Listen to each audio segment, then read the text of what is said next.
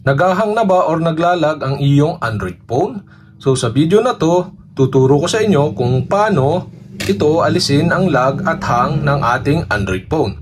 At kung nakatulong itong video na to, i-click nyo lang ang subscribe button at ang bell para updated kayo sa mga video tutorial like this. Okay, simulan na natin. Ang gawin nyo lang is punta lang kayo sa inyong settings ng inyong Android phone.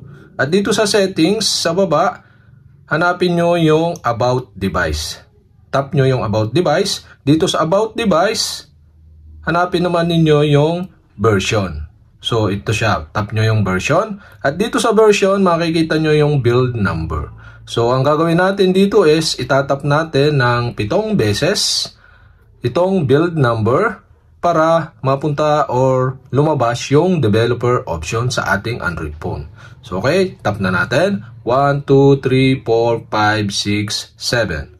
At lalabas yung lock screen password kung mayroong lock screen password. Kapag wala naman, automatic na babalik sa settings. Okay? So, enter natin yung lock screen password natin. At, yan, back tayo. Tapos back uli. At punta kayo ng system settings. Dito sa mismong settings natin. Puntahan nyo itong system settings. Yan. At sa system settings, dito sa baba, so makikita nyo dito yung developer options. So tap natin yung developer options. Yung developer option na yan, kaya lumabas, is tinap natin yung build number kanina ng 7 times or 7 beses. So dito sa developer option, yan, pag ito yung naka-off, so i-turn on nyo lang yung developer option. Yan. So dito sa developer option naman, so hanapin nyo sa baba yung background process limit. So, dito siya makikita sa baba. Yan, background process limit. So, tap natin siya. So, nakaset siya sa standard. So, set natin sa no background process.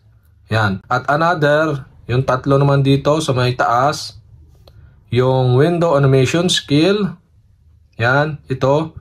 At transition animation skill. At saka itong animator duration skill. Yan, nakaset sila lahat sa animation skill 1 times. So, i-off natin itong tatlong to para sa ganon, hindi na mag-lag at mag-hang ang ating Android phone.